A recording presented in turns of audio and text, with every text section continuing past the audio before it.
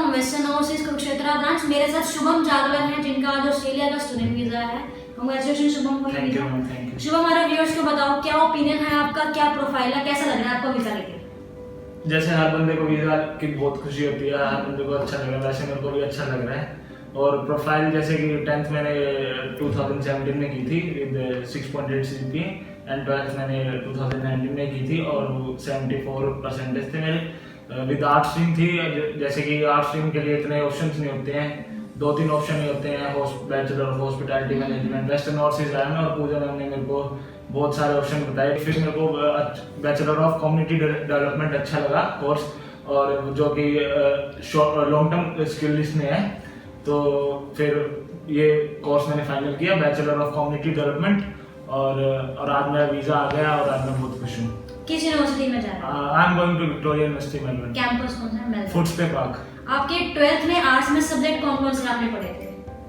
12th में arts, political science, geography, sociology, English and physical. So as per you, जैसा आपने अभी बताया कि 12th आर्ट्स के बाद इन सब्जेक्ट्स के बाद हमारे पास डिफरेंट ऑप्शन होते हैं, बट हर कोई हमें हॉस्पिटैलिटी का ऑप्शन देता है। हाँ, बिल्कुल बिल्कुल। बट मैंने आपको ऑप्शन क्या क्या दिया, आपको थोड़ा सा बताओ डिटेल।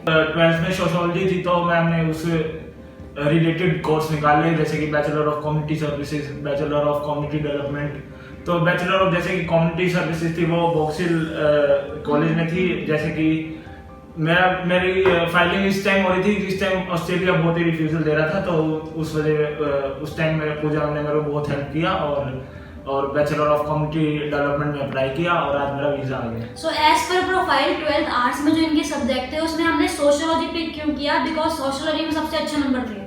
तो पूरे 12th में मार्कशीट में हमने देखा कि जिस सब्जेक्ट में अच्छे नंबर है उसके हिसाब से हमने इनको कोर्स चूज किया, बैचलर ऑफ कम्युनिटी डेवलपमेंट, जिस कोर्स में बच्चे का इंटरेस्ट था। प्रॉपर हमने विक्टोरिया यूनिवर्सिटी के मेलबर्न के साइट पे हम गए, हमने सब्जेक्ट चेक किए, सब्जेक्ट्स बच्चे के इंटरेस्ट के साथ मैच हो रहे थे। देन फाइनली हमने विक्टोरिया यूनिवर्सिटी मेलबर्न चूज किया। एम आई राइट? Yes, ma'am. इसके अलावा हमारे व्यूअर्स को क्या रिकमेंड करना चाहते हो हमारे बारे में?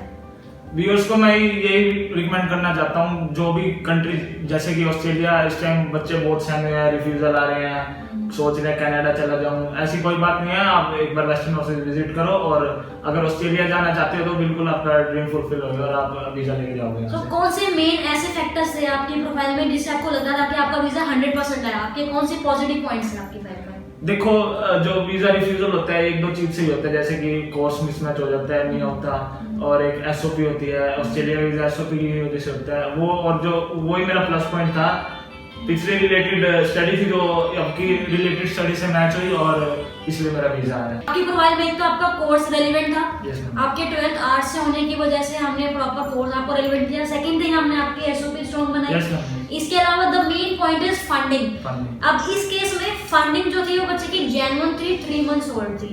इस केस में हमने क्या किया था, बच्चे के पास कुछ पैसा पुराना था लेकिन कुछ 5-6 लाख रुपए कम पड़ रहे थे फंडिंग में। तो इन्होंने क्या किया, और उन्होंने मतलब इनको पता नहीं था कि फंडिंग कैसे शो करनी है। तो एज अ एजेंट हमने आपको उस सिचुएशन में कैसे गाइड किया कि फंडिंग पूरी कैसे दे दो। आपके जो 5 लाख कम हो रहे थे वो कैसे आपने फुलफिल किया?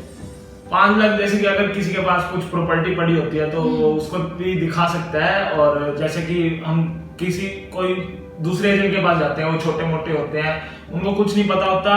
अगर आप कहीं अच्छी जगह से फाइल लगाओगे तो आपका वीजा जरूर आएगा। और हर पेरेंट्स के पास अपने फंड होते हैं लेकिन उनको ये नहीं पता होता कि कैसे मैनेज करना होता है। तो इसलिए वेस्टर्न ओवरसीज पूजा मैम ने मेरे को गाइड किया और मेरे पेरेंट्स को गाइड किया, भी ऐसे ऐसे फंड्स आप अरेंज कर सकते हो और मैनेज कर सकते हो। तो और जैसे कि मेरी यूनिवर्सिटी भी लेवल 2 थी और उसमें फंड की जरूरत, जैसे रूल चेंज हो गए थे ऑस्ट्रेलिया के, तो उस टाइम मेरे को बहुत घबराहट हो रही थी। मैं बार बार पूजा मैम को फोन कर रहा था कि भाई क्या होगा क्या आएगा। तो और फिर मैम ने ऐसे बोला कि फंड्स अरेंज करवाए और वीजा आ गया आज।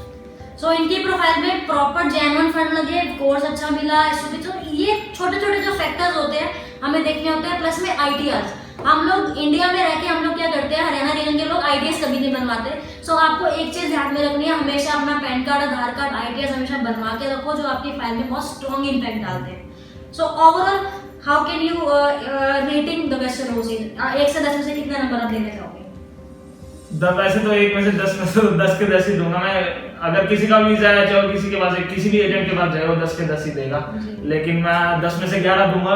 जैसे मैंने बताया मेरे को फंड के बारे में, वैसे जैसे गाइडेंस के हिसाब से मैं 10 में से 11 दूंगा। Okay guys, so for any country as per the Shivam Jalani is very satisfied with the Western overseas. तो किसी भी कंट्री के लिए अगर आपको जेन्युइन एडवाइस चाहिए, आप वीजा चांसेस 100% करना चाहते हो, तो उसके लिए क्या क्या टिप्स एंड स्ट्रैटेजीज हो सकती है, कैसे हम अपने रूल्स को फॉलो करते हुए काम कर सकते हैं, तो आप प्लीज विजिट करिए वेस्टर्न ओवरसीज में एंड एक बार असेसमेंट जरूर करवाइए for any country and you will fulfil your dream. Thank you so much.